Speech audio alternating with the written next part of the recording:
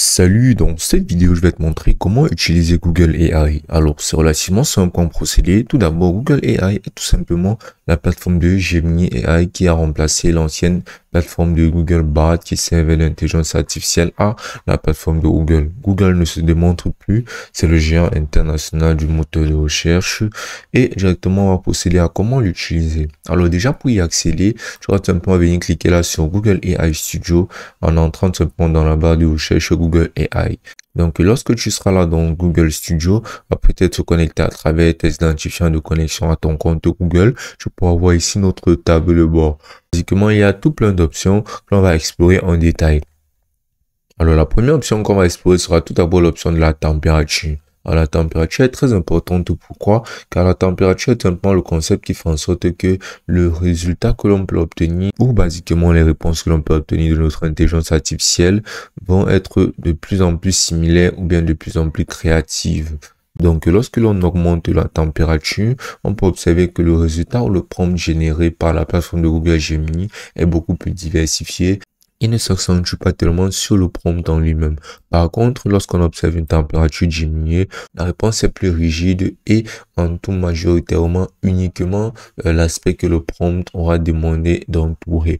Donc, ce sera beaucoup plus spécifique à notre prompt et on aura des réponses extrêmement similaires à celles qu'on aura demandées. Donc, maintenant, ce qu'on va faire sera tout simplement de venir cliquer sur le test unitaire.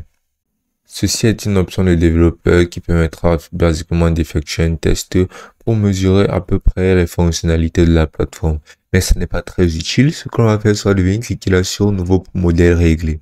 Maintenant, ensuite, ce que l'on va faire sera de venir cliquer là sur le modèle. Là, on peut apercevoir la Flash Gemini 1,5, on peut apercevoir Gemini 1,5 Pro, on peut apercevoir Gemini 1,5 8B. On peut aussi apercevoir d'autres options utilisables de Gemini qui incluent l'NMN. On peut voir la Gemini expérimentale et on peut voir d'autres plateformes de Gemini. Maintenant, en posant le curseur basiquement sur une des plateformes telles que Gemini 1.5 Pro, on peut directement avoir la tarification. Donc ici, on peut déjà voir que pour saisie uniquement, ça varie entre 1,25 et 2,25 $ et basiquement pour les sorties, ça varie aussi. Donc, il y a une tarification au jeton et là, on peut apercevoir les avantages de la plateforme avec les limites de texte et là, on peut apercevoir le taux de latence. On peut voir la Gemini 1.5 Flash, on peut voir la Gemini Flash 8B. Donc, on peut utiliser toutes ces plateformes ici, mais ce qu'on va faire maintenant sera après avoir sélectionné une de ces plateformes, on va directement venir cliquer là sur l'icône de ce style aussi, tout en haut. Ou bien on va venir tout simplement cliquer là sur créer un nouvel invité. Maintenant, on va pouvoir venir entrer basiquement une petite description de notre page ou bien de notre invité. On pourra par exemple entrer l'ado et là on pourra cliquer là sur sauvegarder.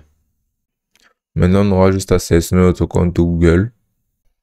Maintenant, on pourra directement utiliser la plateforme. Donc, ce qu'on va donner comme instruction, c'est basiquement des instructions qui seront suivies à la lettre avant même d'insérer notre prompt. Parce que basiquement, la plateforme répondra à notre prompt exactement selon ce que notre prompt demandera. Mais par contre, on pourra donner des instructions beaucoup plus détaillées et exclusives uniquement à cet invité de commande. Donc, on pourra par exemple donner une instruction telle que donne-moi à chaque fois des réponses longues et contenant au moins 5 phrases. Maintenant, on va pouvoir directement entrer notre prompt et maintenant, on va pouvoir entrer n'importe quel prompt. Comme par exemple, on pourra entrer combien d'habitants y a-t-il aux États-Unis. Maintenant, on va tout simplement venir cliquer là sur courir et là, la plateforme se chargera de nous générer une réponse. Et en se servant aussi des instructions système qu'on aura à insérer plus haut grâce à notre invité de commande, ça nous générera des réponses appropriées. Basiquement, tu auras des réponses conformes à celles que tu auras demandé à la plateforme. Maintenant, tu pourras venir toujours là cliquer sur ma bibliothèque et ici, tu pourras tout simplement continuer à créer des fichiers qui seront tout simplement des nouveaux invités de commande. Donc, tu pourras en créer un maximum. Tu auras tout simplement à venir à nouveau. Tu auras juste à venir cliquer à nouveau sur créer un nouvel invité, créer un autre et insérer des instructions spécifiques directement à ton invité de commande qui font en sorte que sur tous les prompts insérés demandés à la plateforme, ces instructions y seront ajoutées. Maintenant, tu peux aussi apercevoir la documentation du développeur. Et ici, tu peux aussi avoir des forums pour les développeurs.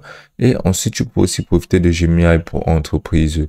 Donc, en venant là, on pourra directement voir là le forum pour les développeurs, avec les nouvelles actualités, avec toutes les personnes qui contribuent au développement progressif de Gemini AI et à son amélioration constant.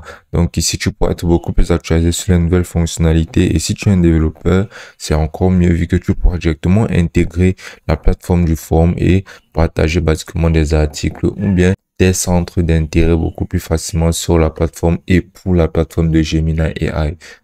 Et ce sera aussi simple que ça.